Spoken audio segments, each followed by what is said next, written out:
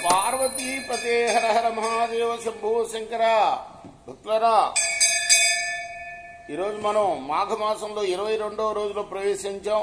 మాఘ పురాణం నుండి 22వ అధ్యాయాన్ని చెప్పుకుందాం.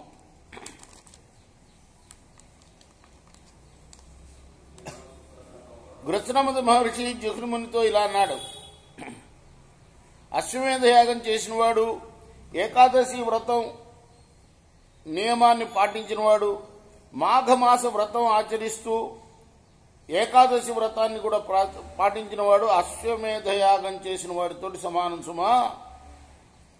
అప్పుడు జహ్నుముని అడిగాడు, తిథులు అనేకం ఉండగా ఏకాదశి ఎందుకు అన్నిటికన్నా పవిత్రమైనది అని అడిగాడు.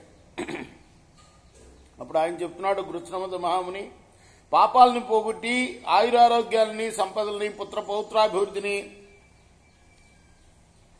ఇచ్చే వ్రత కథను చెప్తాను విను. పూర్వం దేవాసురులు మేరు పర్వతాన్ని కవ్వంగాను, సర్పరాజు వాసుకిని కవ్వపు త్రాడుగాను చేసి క్షీర సముద్రాన్ని మధించారు. వారు వాసుకిని మేరు పర్వతానికి 3 వరుసలుగా చుట్టి, దేవతలు ఒకవైపు, రాక్షసులు మరి ఒకవైపు పట్టుకున్నారు. వారు ఇలా సముద్రాన్ని మధిస్తూ ఉండగా పద్మాసనైన లక్ష్మీదేవి క్షీర సముద్రం నుండి పుట్టింది. విష్ణువు ఆమెను భార్యగా స్వీకరించాడు. ఆ తర్వాత ఉచ్చేశ్రవాము అనే అశ్వము, కామధేవును అనే కల్పవృక్షము, అమృత కలశము ఇవన్నీ కూడా సముద్రం నుండి వచ్చాయి. మహావిష్ణువు వాటిని ఇంద్రుడికి ఇచ్చాడు. దేవదానులు మళ్లీ సముద్రాన్ని మధించారు. అప్పుడు దేవతలు, రాక్షసులు భయపడి మధ్యంచగా విషం వచ్చింది. అప్పుడు శివుడి దగ్గరికి వెళ్లారు. వాళ్ళు శివుణ్ణి ప్రార్థించారు. శివుడు ఆ గరళాన్ని మింగాడు. ఆ తర్వాత సముద్రం నుండి అమృతం వచ్చింది. మహావిష్ణువు మోహిని రూపం ధరించి ఆ అమృతాన్ని చేతిలో పట్టుకున్నాడు. రాక్షసులు తమకివ్వమన్నారు, దేవతలు తమకివ్వమన్నారు. వాళ్ళిద్దరూ అలా పోట్లాడుకుంటుంటే విష్ణుమూర్తి ఇద్దరికి సమానంగా పంచుతానని చెప్పి మోహిని రూపంలో అమృత భాండాన్ని తీసుకుని పంచడం మొదలుపెట్టాడు. అయితే 2 భాండాలు తీసుకున్నాడు ఆయన. ఒక భాండంలో సురని పెట్టాడు, ఇంకో భాండంలో అమృతాన్ని పెట్టాడు. సురనేమో కళ్ళునేమో రాక్షసులకి, అమృతాన్నేమో దేవతలకి పోస్తున్నాడు. ఇది చూసిన రాహుకేశవులు ఇద్దరు కూడాను, రాహుకేతువులు వెళ్లి దేవతల వరుసలో కూర్చున్నారు. ఆ విధంగా వాళ్ళు అమృతం తాగటాన్ని గ్రహించిన సూర్యచంద్రులు ఈ సంగతి ఆయనకి సైగ చేశారు. తాగిన వెంటనే వాళ్ళ కంఠాన్ని కత్తిరించాడు. ఆ తర్వాత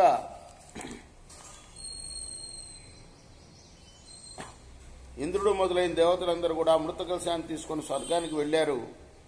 అయితే 2 చుక్కలు ఆ అమృతం తీసుకెళ్లేటప్పుడు అక్కడ భూమి మీద పడ్డాయి. అవే ఒకటి పారిజాత వృక్షంగా, ఇంకోటి తులసిదరంగా మారిపోయాయి, పెరిగాయి అక్కడ. ఇంద్రుడు ఒకసారి రాక్షస సంహారం కోసం పోతూ వాటిని చూసి పారిజాత పుష్పాలని దేవతా స్త్రీలకు ఇవ్వాలని కోసుకొని స్వర్గానికి వెళ్తూ ఉన్నాడు.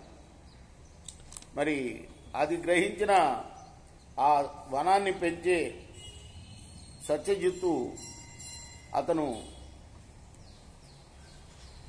అక్కడ నిర్మాల్యాన్ని చల్లాడు. ఈసారి మరి సత్యజిత్తు ఎవరో వాళ్ళని పట్టుకోవాలని చూశాడు.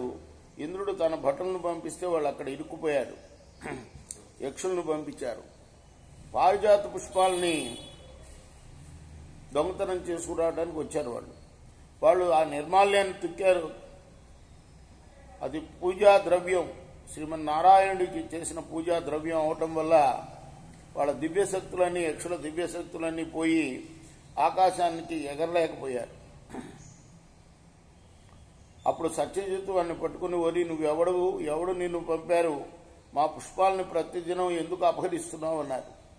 యక్షుడు అప్పుడు చెప్పాడు, నేను ఇంద్రుడి సేవకుడును, ఈ పుష్పాలను అపహరించి ఇంద్రుడికి ఇస్తున్నాను, ఇంద్రుడు ఆజ్ఞ వల్లనే ఇలా చేశాను అన్నాడు. నువ్వు బుద్ధ కుశలుడు కాబట్టి నీకు చిక్కిపోయాను నేను అన్నాడు. ఆ తర్వాత సత్యజిత్తు ఏమీ మాట్లాడక ఇంటికి పోయాడు. ఇంద్రుడి సేవకుడైన యక్షుడు 3 రోజులు బందీ అయ్యి ఆ తోటలోనే ఉన్నాడు. ఇక్కడ ముగించారు. ఈ కథ ఇంకా కొనసాగుతుంది. ఏకాదశి వ్రతానికి సంబంధించిన కథ రేపు మనం 23వ అధ్యాయంలో కొనసాగుతున్నాం. పార్వతీపతే హర హర మహాదేవ శంభో శంకర, లక్ష్మీపతే శ్రీ హరి మహాదేవ. కృష్ణార్పణమస్తు. సాయి కృష్ణార్పణ.